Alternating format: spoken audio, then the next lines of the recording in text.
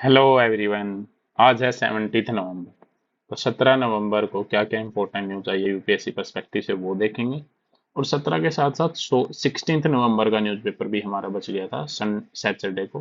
तो सैटरडे और संडे का साथ में ही देख लेते हैं क्योंकि संडे को कोई साथ खास इंपॉर्टेंट न्यूज आती नहीं। तो चलिए स्टार्ट करते हैं, ठीक है। तो मणिपुर में वही है, जो क्राइसिस है वो चल रहा है। वो सब इशू जो है कुकी मैतीज का, और protester attack residents of MLA in Imphal. Manipur की कैपिटल क्या है? इम्फाल है, ठीक है। तो killer of women and children जो है उनकी बॉडीज हैं वो मिली हैं। तो कर्फ्यू लगा दिया गया इम्फाल में। तो बड़ा ही मामला काफी कॉम्प्लेक्स होता जा रहा है यहाँ पे। नेक्स्ट चलते हैं। पीएम जो है वो नाइजीरिया, ब्राजील और गुयाना। नाइजीरिया कहाँ है, ब्राजील कहाँ है, गुयाना कहाँ है, ये सब हम देखेंगे मैप में। चलो पहले ये मैप ही देख लेते हैं। ब्राजील, नाइजीरिया, गुयाना,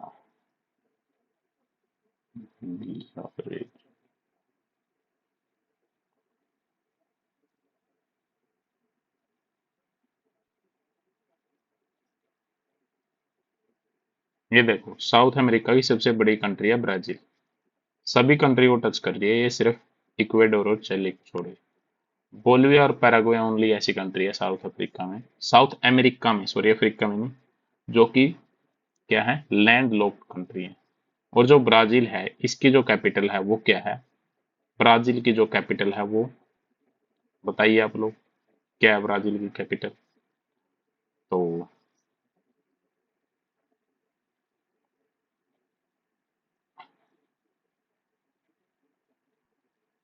हम्म, तो ये है अपनी ब्राजील कंट्री। उसके बाद देखिए ब्राजील गुयाना। गुयाना कौन सा है? ब्राजील के जो ऊपर है ना, ये फ्रेंच गुयाना है, फ्रेंच गियाना, और ये गुयाना है। क्या है? फ्रेंच गियाना और गुयाना। तो जो ये दोनों हैं, इनके बीच में एक कंट्री है सूरीनेम, ठीक है। फ्रेंच गुयाना है, फ्रेंच की कॉलोनी थी। तो यहाँ भी जाएंगे, ब्राजील, गुयाना और नाइजीरिया। नाइजीरिया आप देखेंगे हम। देखो ये जो आइलैंड है ना ऊपर, सेंट्रल अमेरिकन आइलैंड, देखो ये कई बार पूछ लेता है, डोमिनिका, ठीक है, मोनेस्ट्राट, बारबाडोज, ये कौन से उसमें आते हैं? अटलांटिक ओशन में आते हैं ये सारे, ठीक है। Puerto Rico, Dominion Republic, Haiti, Jamaica, Cuba. Cuba की कैपिटल हवाना। हवाना सिंड्रोम है एक, बताओ क्या होता है हवाना सिंड्रोम, कमेंट में बताओ। बामाज आइलैंड क्यूबा के ऊपर है, ठीक है। तो ये सारी चीजें हैं। गल्फ ऑफ मैक्सिको, मैक्सिको के पास है ये गल्फ। ये सेंट्रल जो अमेरिकन कंट्री है, पनामा, ठीक है, इक्वाडोर, ये साउथ अमेरिका की कंट्री है। क्विटो इसकी कैपिटल है। कोलंबिया की, यहाँ पे क्या हुआ था अभी, काली में सीबीडी, यूएन सीबीडी हुई थी। बोगोटा इसकी कैपिटल है, ठीक है। तो ब्राजील की कैपिटल ब्रासिलिया है, ये देखो ये दिखा रखा है, ब्रासिलिया। और कोलंबिया की बोगोटा है। फिर पनामा सिटी, पनामा की पनामा सिटी ही है कैपिटल। पनामा से अगर हमें आगे जाना है तो कोस्टा रिका, कोस्टा रिका की सैन जोइज। देखो पनाम कोस्टा रिका भी दोनों ओशियन को टच करता है, अटलांटिक और पैसिफिक। पनामा भी दोनों ओशियन को टच करता है। उसके बाद है निकारागुआ, ठीक है। कौन सी कंट्री है ये? निकारागुआ, ये भी दोनों को टच करती है। एक तो एल सल्वाडोर ऐसी कंट्री है जो पैसिफिक को ही टच करती है, अटलांटिक को नहीं करती। होंडुरस भी दोनों को टच करता है। ग्वाटेमाला भी दोनों को टच करता है। ब्लेज, ठीक है, ब्लेज की ब्लेफो, बेल्मोफान ये है। तो ये सारे क्या हैं? फिर आगे मैक्सिको आ गया। तो मैक्सिको की कैपिटल मैक्सिको सिटी है, हमें पता है। गल्फ ऑफ कैलिफोर्निया आ गया, फिर ये कैलिफोर्निया आ गया, ठीक है। तो ये काफी इंपॉर्टेंट चीजें हैं जो हमें जाननी चाहिए। उसके बाद मणिपुर में भी जो इतना काओज हो रहा है, इतनी डिस्टरबेंसेज हो रही हैं, तो मणिपुर को भी देख लेते हैं। नागामणि में जो मिजोरम और नागालैंड के बीच में मणिपुर है, जिसकी कैपिटल क्या है, इम्फाल है।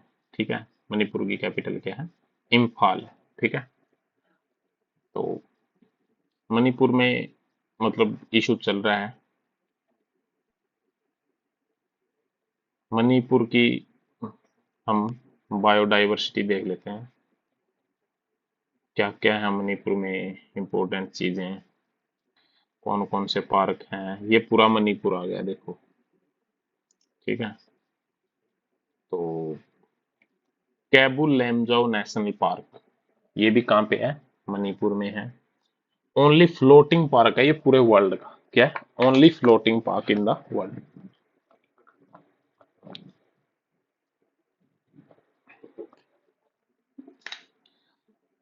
इंटीग्रल पार्क है ये लोकटक लेक का, जो एक रामसर साइट है। ठीक है, तो इसमें एक प्लांट मटेरियल है जो तैरता रहता है, उसको बोलते हैं फुमडीज। फुमडीज, ठीक है। इसके अंदर एक डियर पाई जाते हैं जिसको संघाई डियर या डांसिंग डियर बोलते हैं। उसका स्टेटस क्या है, एंडेंजर। ठीक है, तो काफी इंपॉर्टेंट है ये भी। Wild life sanctuary Jiri Makru. ठीक है, असम और मणिपुर के बीच की जो ट्रिब्यूटरी है बराक रिवर की, उसके उस पे है ये। कालियाम, इसमें कौन मिलता है, great Indian hornbill. Bunning wild life sanctuary है ब्रेल रेंज में। तो फर्स्ट बर्ड सेंचुरी है मणिपुर की, Thinungei bird sanctuary. Ramsar site Loktak lake है, हमने देखा ही है। मोन्ट्रेक्स रिपोर्ट में इसको 1993 में ऐड कर दिया गया था इकोलॉजिकल प्रॉब्लम की वजह से। ठीक है, बाद में निकाल दिया गया। तो ये सारी चीजें हैं। ये देखो, ये है मणिपुर। ये केबुल लामजाओ नेशनल पार्क है, मैप में भी आप देख सकते हो। केबुल लामजाओ, खोंगजिंग अमाचिंग वार्लिंग, अब ऐसे ऐसे ही नाम है वहां पे। तो काफी इंपॉर्टेंट हो जाता है जब हम होलिस्टिकली कवरेज करते हैं, तो ये सारी चीजें हम देखते ही देखते हैं। नाइजीरिया को तो भूल ही गए थे हम बात बातों में। चलो नाइजीरिया चलते हैं, अफ्रीका की कंट्री है, हमें अफ्रीका जाना है। नाइजीरिया अफ्रीका में भी वेस्ट अफ्रीका के साइड है शायद। हाँ, ये देखो, नाइजर और नाइजीरिया। नाइजर एक लैंड लॉक्ड कंट्री है, नाइजीरिया से याद रख लेना। नाइजर एक लैंड लॉक्ड कंट्री है, और नाइजीरिया गल्फ ऑफ गिनिया के ऊपर है, तो लैंड लॉक नहीं हुई। इसकी कैपिटल क्या है, अबूजा। अबूजा, ठीक है। तो इसको लेफ्ट साइड से जो इसका बॉर्डर है, वेस्टर्न साइड से यानी कि बेनिन से टच करता है, और नॉर्थ से नाइजर से टच करता है, चैड से टच करता है, कहाँ से, नॉर्थ ईस्ट से, और कैमरून से टच करता है जी, साउथ और साउथ ईस्ट से। ठीक है, तो काफी इंपॉर्टेंट है ये नाइजीरिया कंट्री भी। ऑयल ऑयल मिलता है यहाँ पे। तो ये छोटी छोटी कंट्री है ना, इनको डायरेक्ट पूछ लेते हैं। जैसे बेनिन है, बेनिन से आगे टोगो है, टोगो से ऊपर गाना है, गाना से आगे, सॉरी, टोगो के लेफ्ट में गाना है, गाना से कोट डे आइवरी, फिर लाइबेरिया, सीरा लियोन, फिर Guinea, Guinea Bissau, Gambia, Senegal. तो ये इनके ऊपर थोड़ी सी नजर रखनी चाहिए, नजर, सिर्फ नजर। याद करने की कोशिश मत करना, बस नजर रखना। तो आगे देख लेते हैं।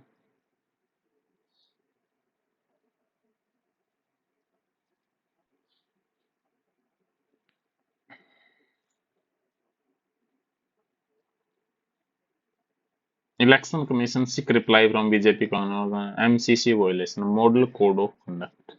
देखो, मॉडल कोड ऑफ जो कंडक्ट होता है ना, वो कभी भी लीगली अप्लाई नहीं होता, कहीं लीगली उसका वो नहीं है। वो सिर्फ इलेक्शन कमीशन अप्लाई करता है उसको। कौन, इलेक्शन कमीशन।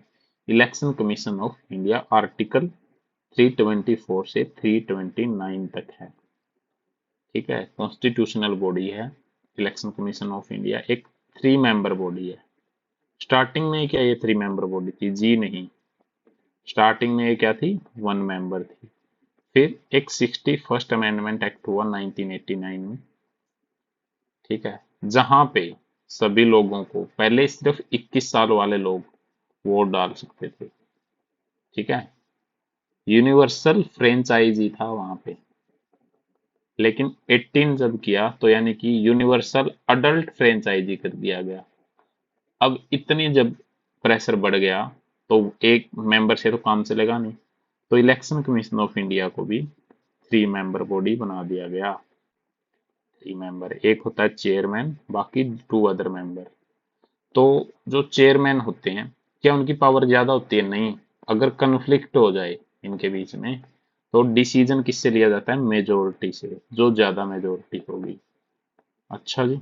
हाँ, तो इलेक्शन कमीशन ऑफ इंडिया का ये है मामला। तो 3 मेंबर बॉडी 1989 में बनी थी। वैसे 1919 में फिर वन में इसको फिर से 1 मेंबर बना दिया था, लेकिन फिर से इसको 1992 में फिर से 3 मेंबर बना दिया, यानी ओवरऑल ये 3 मेंबर बॉडी है। ठीक है, इलेक्शन कमीशन ऑफ इंडिया। इसको अपॉइंट कौन करता है? चीफ इलेक्शन कमिश्नर होते हैं और 2 अदर इलेक्शन कमिश्नर होते हैं। इनको अपॉइंट प्रेसिडेंट ऑफ इंडिया करता है एक कमेटी की रिकमेंडेशन पे। अब मुझे बता दो, अगर आप ध्यान से सुन रहे हो तो उस कमेटी में कितने मेंबर होते हैं और कौन कौन होते हैं?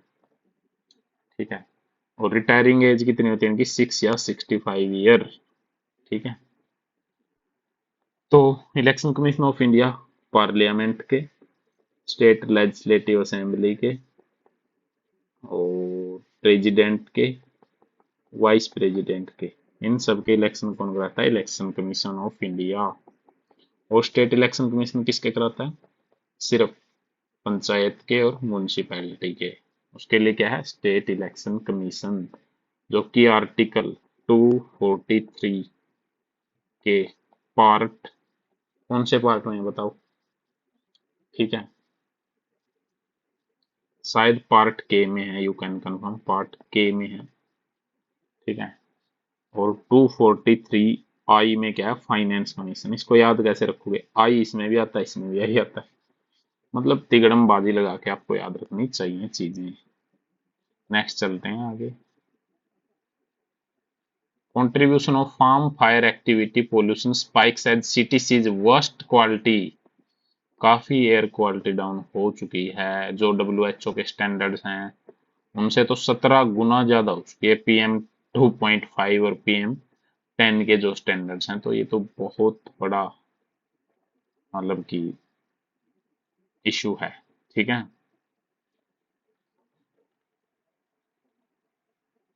तो इसके ऊपर गवर्नमेंट ट्राई कर रही है काउंटर करने की, बट ये सीम्स नहीं लग रहा कि ये सक्सेसफुल होंगे। हर बार यही होता है, there is no permanent solution.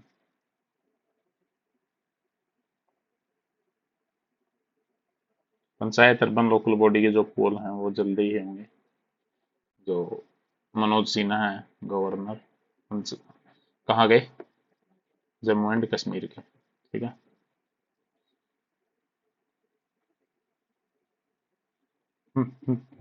Amid fire guardian कुछ नहीं है।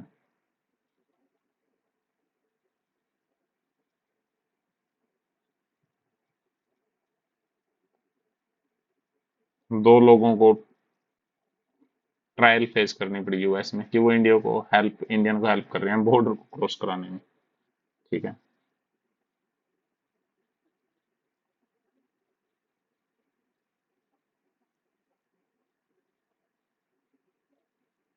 इंडिया और जापान ने साइन किया agreement unicorn mask naval worship के लिए। इंडिया और जापान ने MOU साइन किया, MOI मेमोरेंडम ऑफ इम्प्लीमेंटेशन। को डेवलपमेंट करेंगे इसका, यूनिकॉर्न का यूनिफाइड कॉम्प्लेक्स रेडियो एंटीना मास्ट। क्या है ये? एक कोनिकल स्ट्रक्चर है that houses antennas atop warship, increasing their stealth characteristics. Forfeitment on Indian naval warship under the framework of Indian Japan defence technology corporation.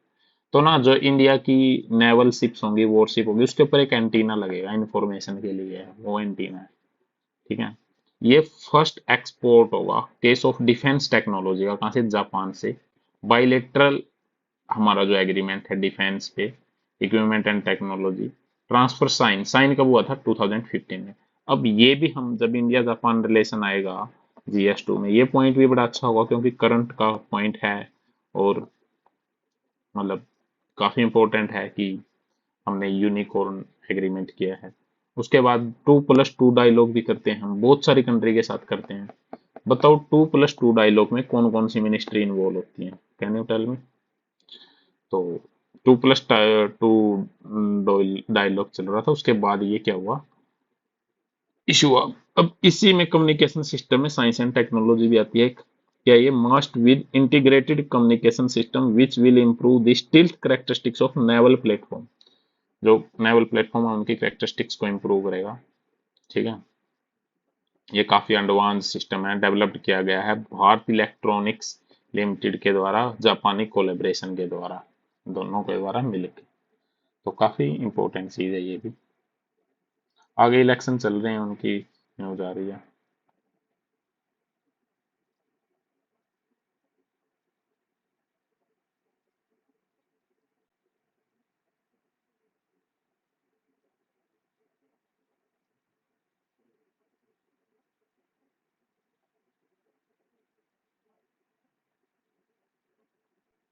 देखो, बड़ी इंपॉर्टेंट न्यूज है।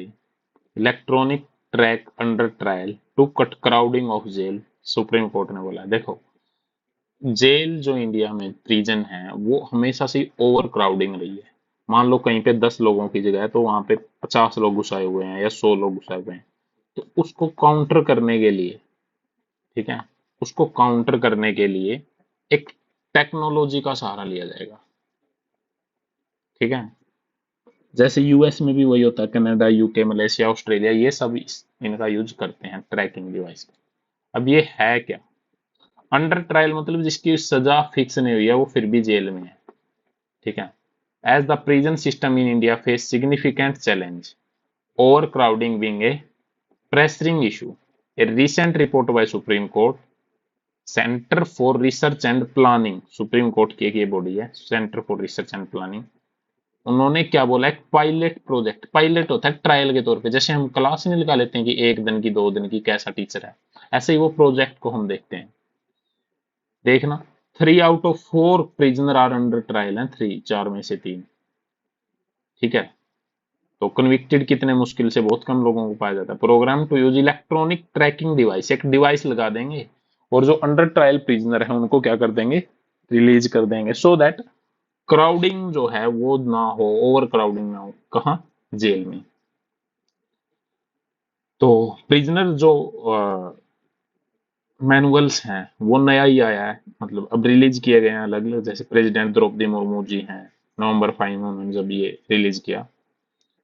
तो एक पायलट बेस पे प्रोजेक्ट है अंडर ट्रायल प्रिजनर के लिए, जिसका कंडक्ट अच्छा है उन लोगों को छोड़ दिया जाएगा। ठीक है, having good conduct who may be release on parole और फरलो। देखो इस पे क्वेश्चन आया हुआ है प्री में 2 से 3 बार। ठीक है, अगर सक्सेस हुई रेट टेक्नोलॉजी की तो इसको और ज्यादा भी एक्सटेंड किया जाएगा। तो ये सारी चीजें हैं। अब ये डाटा है, डाटा आप कहीं भी यूज कर सकते हो, इंटरनल सिक्योरिटी में हो, NCRB, number of inmates in jail across India, but total capacity 4,36,266 की है, बट 5,73,220। अब देख लो कितने ज्यादा लोग, 1.5 लाख ज्यादा लोग घुसा रखे हैं। ऑक्यूपेंसी रेट 131% है। तो मतलब ह्यूमन कंडीशन नहीं है। जेल के ऊपर भी एक आर्टिकल भी आया था कि वहां पे जेल में जो अलग अलग लोगों के साथ अलग अलग कास्ट का ट्रीटमेंट किया जाता है उनके साथ अभी भी, तो वो काफी इश्यू है। तो एक योजना है, स्कीम, आप यूज कर सकते हो इसको, आयुष्मान व्यय वंदना योजना, वल्नरेबल सेक्शन में, सोशल जस्टिस में और सोसाइटी में, कि जो 70 साल से ऊपर लोग हैं ना, चाहे उनकी कितनी भी इनकम हो, उनको पूरा हेल्थ है उनकी जो, वो फ्री कर दी है। ठीक है, मतलब कि around around 10 lakh senior citizen इसमें उन्होंने रजिस्ट्रेशन करा लिया है, कार्ड बनवा लिया है। तो इसमें से 4 लाख वुमेन है। तो ये पॉइंट आप वहां भी लिख सकते हो।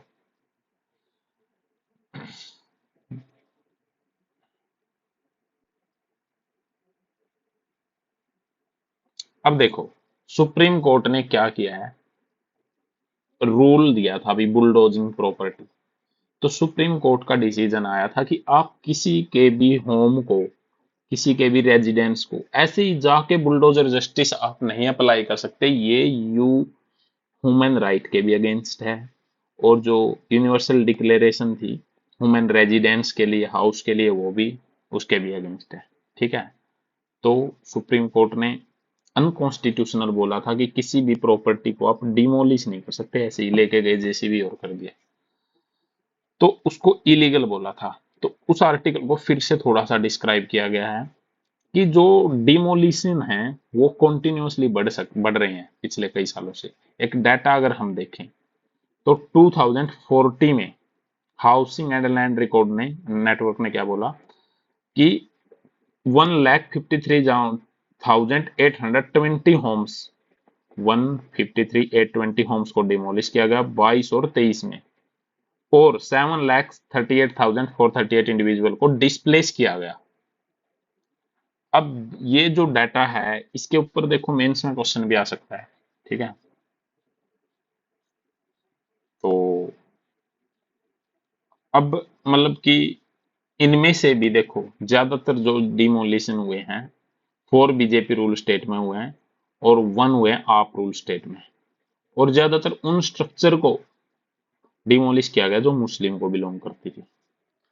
तो सुप्रीम कोर्ट में मामला गया, तो सुप्रीम कोर्ट ने आर्टिकल देखो, ये आर्टिकल यहीं पे रिवाइज होते रहते हैं, कंप्लीट जस्टिस, कोई भी केस जो कहीं भी चल रहा है या कुछ भी जो सुप्रीम कोर्ट है वो इसके अंदर कर सकते हैं, आर्टिकल 142। ठीक है, तो स्ट्रिक्ट प्रोहिबिशन लगा दी है, और अब ये बोला है कि अगर करना भी है, ठीक है, तो आपको 15 डेज का प्रायर नोटिस देना होगा पहले। ठीक है, और डेजिग्नेटेड अथॉरिटी जो है वो उसको टाइम देगी कि वो उसको अपनी प्रॉपर्टी को या अपनी जो भी उसमें लगेज होता है उसको अलग जगह पे शिफ्ट कर ले एक टाइम। ठीक है, तो काफी अच्छा वर्डिक्ट है ये कि ब्लाइंडली पॉलिटिकल क्लास के जो ऑर्डर हैं वो नहीं फॉलो करने चाहिए। तो कई बार इसमें पॉलिटिक्स भी होती है, तो इसके ऊपर ये आर्टिकल था। अब देखो रियाद में ना एक समिट हुई थी जिसमें काफी Muslim country I, Islamic country, तो उन लोगों ने क्या बोला है कि जो गाजा के ऊपर वॉर हुआ है, गाजा के ऊपर जो ह्यूमैनिटेरियन जो भी अटैक हो रहे हैं और जो भी ये जिनोसाइड बोला गया है इसको, इसराइल के द्वारा किया जा रहा है, उसको क्रिटिसाइज किया है। और जो यूएसए है इनके बीच में टाई कराने की कोशिश कर रहा था, जैसे अब्राहम रिकॉर्ड भी हुआ था। बताओ अब्राहम अकॉर्ड किस किस के बीच में हुआ था, तो वो भी अब थोड़ा सा मतलब कि ब्लर होता दिखाई दे रहा है। तो ये उसी के ऊपर आर्टिकल है, जो वेस्ट एशिया में मतलब मिडिल ईस्ट में जो भी ट्रैंक्विलिटी एंड पीस लेके आने की कोशिश की गई थी वो सक्सेसफुल नहीं हुई है। आगे तो क्रिकेट की न्यूज आ गई। हॉर्नबिल एक अच्छा वर्ड है, देखो ग्रेट हॉर्नबिल, बताओ कौन से स्टेट का वर्ड है मेन। लोग और आसाम में है ये लोग, मतलब आसाम का नहीं है, मैं ये कह रहा हूँ कि इस आर्टिकल में दिया है कि आसाम में लोग ज्यादा इसके लिए वो कर रहे हैं, आसाम में वो इसका आवास बना रहे हैं कभी कुछ, ये देखो। तो ये काफी इम्पोर्टेंट था आज का। अब देखते हैं कल का जो थोड़ा सा न्यूज़पेपर था हमारा बच गया था।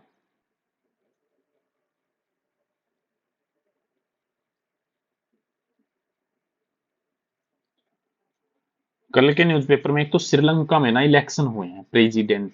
ठीक है, पोल प्रेसिडेंट अनुराग कोयलेशन विंस बिग, तो जो प्रेसिडेंट की कोयलेशन थी वो जीत चुकी है 159 सीट आउट ऑफ 225। अब ये हमारे लिए क्यों इंपॉर्टेंट है, जीएस टू में एक टॉपिक आता है कंपैरिजन ऑफ कॉन्स्टिट्यूशन। तो इंडिया और जो श्रीलंका है उसका हमें गवर्नमेंट सिस्टम जो है वो कंपेयर करना पड़ता है।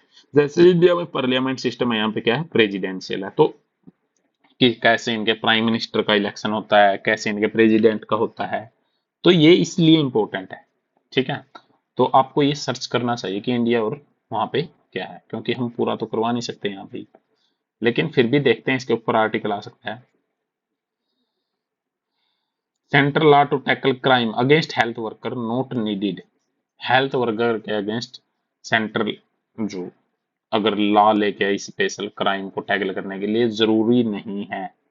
नेशनल टास्क फोर्स ने ये बोला सुप्रीम कोर्ट ने। In the suo motu case concerning RG Kar rape and murder case there is no need.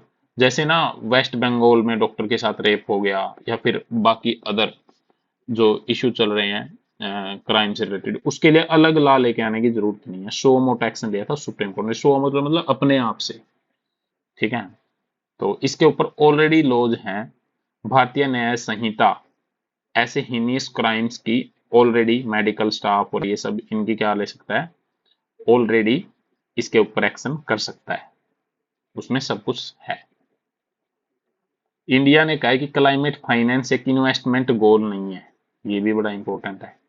कहाँ हो रही है कोप 19? अब तो याद हो ही गया होगा, अजरबैजान, जिसकी कैपिटल क्या है, बाकू। चलो बाकू चलते हैं पहले। बाकू, अजरबैजान कहाँ है? कैस्पियन सी के आसपास। हाँ ये देखो अजरबैजान, और ये रही बाकू। ये है जी बाकू, ठीक है। अब ये है जी कैस्पियन सी, TARI की, इसी का ट्रिक है ये। हाँ तारिक, कैस्पियन सी को कितनी कंट्री टच करती हैं? तारिक। अब ये तारिक क्या है? टी से क्या है? तुर्कमेनिस्तान। ए से क्या है? अजरबैजान। आर से क्या है? रसिया। आर से क्या है? रसिया।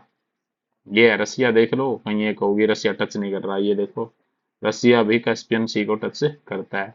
TAR। आई से क्या है? ईरान, तेहरान, ये रहा TRI। के से क्या है? के से है सर कजाकिस्तान। कजाकिस्तान, कजाकिस्तान की कैपिटल क्या है सर? अस्थाना। अस्थाना डिक्लेरेशन बता सकते हो क्या हुआ था उसमें? अस्थाना डिक्लेरेशन 2017 में हुई थी गाइज, और उसमें इंडिया और पाकिस्तान को एससीओ का मेंबर बना दिया था, ठीक है। एससीओ कब बना था? 2009 में इसकी फर्स्ट मीटिंग। ओ सॉरी सॉरी, 2001 में बना था, वो तो ब्रिक्स था। ब्रिक्स की फर्स्ट मीटिंग कब हुई थी बताओ? ब्रिक्स में साउथ अफ्रीका को कब ऐड किया गया बताओ? तो ये सारी चीजें हैं। तो इंडिया ने क्या बोला है? ऑन गोइंग कोविड-19 नेगोशिएशन, सॉरी कोविड-19, दिमाग से पता नहीं, COP29 की नेगोशिएशन चल रही है। तो इंडिया ने बोला ये इन्वेस्टमेंट नहीं है, ठीक है। India stated that climate finance the money that necessary to incentivize and facilitate developing country adoption of renewable energy source fossil fuel should not be seen as investment goal by developed country। ये नहीं मानना चाहिए कि उन्होंने वो investment में count कर दे, मान लो मतलब अब डेवलप्ड कंट्री को तो पैसे देने पड़ेंगे डेवलपिंग को, अब उसको इन्वेस्टमेंट में काउंट नहीं करेंगे, ठीक है।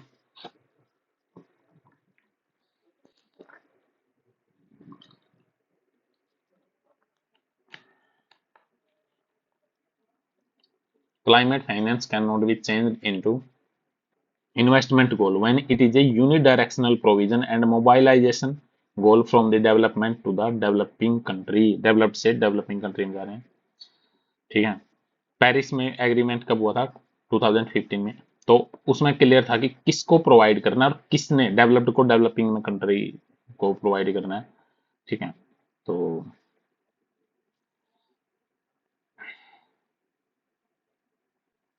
करंटली 5 से 6.8 ट्रिलियन वर्थ क्लाइमेट फाइनेंस है until 2030 is being mooted at Baku। several technical जो इश्यूज हैं डेलिब्रेट किए जाएंगे, डेलिब्रेट हुए मतलब हो चुकी है ये मीटिंग। एक इंपॉर्टेंट चीज नहीं आई है, new collective quantified goal on climate finance, ठीक है। Estimated of the money that developing country will collectively require from developed country to adapt climate change. Developing जो कंट्री है, गरीब देशों को, चलो लोकल लैंग्वेज में बताते हैं बिल्कुल ही, गरीब देशों को अमीर देशों से कितने पैसों की जरूरत है कि वो क्लाइमेट चेंज पे काबू कर सकें, बस ये है NCQF QG, ठीक है। तो ये है गाइज।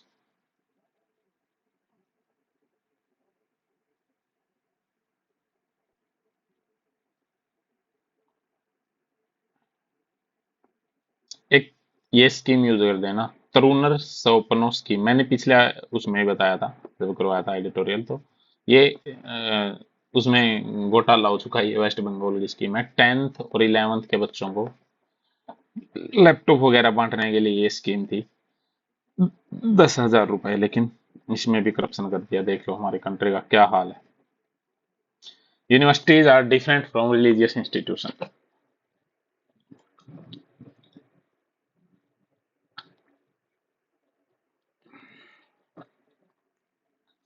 तो गाइज इसमें क्या बोला गया, universities are different from religious institution.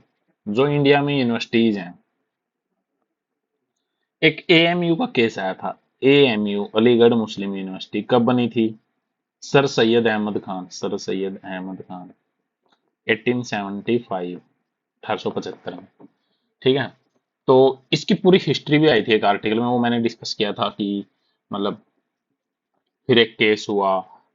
उस केस का क्या नाम था? एस अजीज भाषा केस, 1969। उसमें बोला सुप्रीम कोर्ट ने कि ये माइनॉरिटी इंस्टीट्यूशन नहीं है। फिर से केस पे केस होते रहे, तो 2024 में वर्डिक्ट आई। 7 जज की जो जजमेंट थी उनमें से 4-3 के रेशियो से आई है।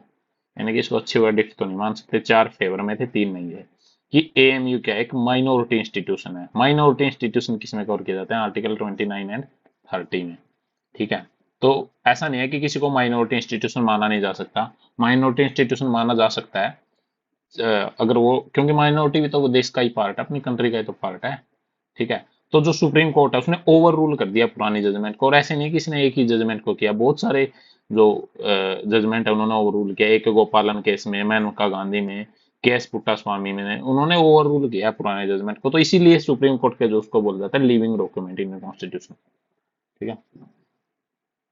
अब इस आर्टिकल में क्या बोला गया है कि India needs to a globally recognised public policy school. India इतनी डेवलप्ड कंट्री की तरफ बढ़ रहा है धीरे धीरे, फिर भी इंडिया के पास स्कूल की कोई पॉलिसी नहीं है। ना ही इंडिया के पास ये है कि क्या प्रोग्राम होना चाहिए। हालांकि है तो है, लेकिन वो पॉलिटिकल जो पार्टियां वो चेंज होती रहती हैं, तो उनका अलग अलग रवैया चेंज होता है। लेकिन इंडिया में सिविल सोसाइटी और एनजीओ और जो बाकी मतलब कि नॉन स्टेट एक्टर हैं, उनको ऐसे स्टेप लेने चाहिए कि जो एजुकेशन का जो क्राइटेरिया वो चेंज ना हो, वो वही रहे। वो उसमें इंपॉर्टेंट जो मतलब उसकी जो अपडेशन है वो होती रहे। ठीक है।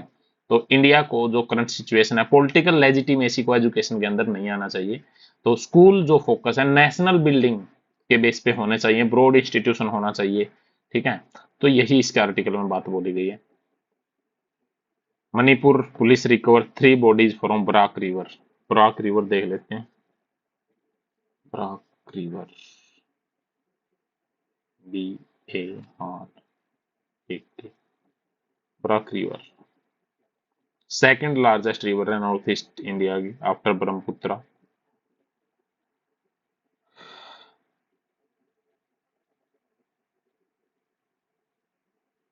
रिवर जाती है मणिपुर, नागालैंड, मिजोरम और आसाम से। अच्छा। तो ओरिजिन कहाँ से होती है? मणिपुर हिल से होती है, साउथ ऑफ माओ इन सेनापति डिस्ट्रिक्ट ऑफ मणिपुर। नागालैंड और मणिपुर से बहती हुई असम में एंटर करती है, फिर बांग्लादेश में जाती है, जहां इसको जाना जाता है सुरमा के नाम से एंड खुशियारा के नाम से, और बाद में इसको मेघना बोला जाता है, जिसमें ये गंगा और ब्रह्मपुत्र दोनों का पानी लेती है। अच्छा सर, इसका सर डायग्राम कहाँ है? डायग्राम नहीं, इन्होंने रिवर ही दिखा दी। ठीक है। ब्राक रिवर मणिपुर से निकलते, याद रखना। Barack valley. चलो कहीं ना कहीं तो डायग्राम मिलेगा ही। मणिपुर हिल से होती हुई, ठीक है, मणिपुर, नागालैंड, फिर असम में चली गई ये बराक रिवर, फिर बांग्लादेश में एंटर कर गई सुरमा के नाम से। खुशियारा, ये देखो खुशियारा बोल दिया इसको, सुरमा, खुशियारा, फिर पद्मा बोल दिया।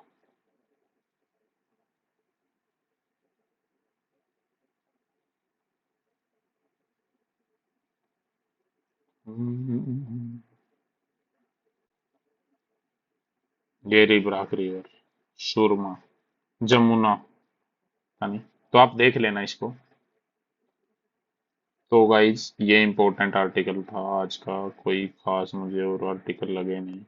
क्लाइमेट फाइनेंस पे इंडिया ने बोला है ये इन्वेस्टमेंट नहीं है, सही बात है। गुजरात में 700 kg मैथ सीज कर लिया गया है। ठीक है। The accused claimed to be Iranian national. Operation was carried out of Porbandar post पे नारकोटिक्स कंट्रोल ब्यूरो ने, ठीक है। तो इंटरनल सिक्योरिटी का मैटर है। Manipur peace keeper women ready to save Naga peace process. ये ना देखो एनजीओ के जो टॉपिक आते हैं ना सोशल जस्टिस में, एनजीओ एसएचजी, एनजीओ में आ सकता है मणिपुर पीस कीपर वोमेन, ठीक है। अब ये कोई एनजीओ वगैरह होगा, save the Indo Naga peace process. अब हाई कोर्ट ने बोला है कि अगर माइनर वाइफ के साथ सेक्स करोगे बिलो 18 एज है तो उसको रेप की कैटेगरी में माना जाएगा, विदाउट एनी डिसेंट करोगे तो उसकी अगर हमें सहमति से हमने नहीं किया तो ये हमारे बाइडन जी हैं, बूढ़े हो चुके हैं बेचारे, प्रेसिडेंट थे जो, अभी भी हैं। जो ट्रम्प है वो 1 जनवरी से लेंगे ओथ, ठीक है।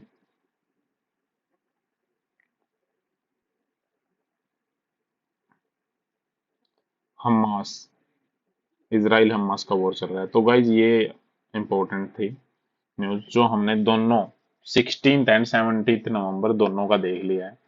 तो आई होप आप लोगों को अच्छा लगा होगा। प्रूडेंस करंट अफेयर के नाम से अपना चैनल है, टेलीग्राम चैनल, उसमें आपको इन दोनों की पीडीएफ मिल जाएगी। आप चैनल को सब्सक्राइब कर सकते हो, वीडियो को लाइक कर सकते हो और शेयर भी कर सकते हो अपने दोस्तों के साथ, जिसको न्यूज़पेपर के साथ साथ बैकग्राउंड नॉलेज भी चाहिए, जिसको चाहिए कि उसका न्यूज़पेपर के साथ ही 60 से 70% यूपीएससी प्री और मेंस का सिलेबस रिवाइज हो जाए। तो thank you guys, thanks a lot.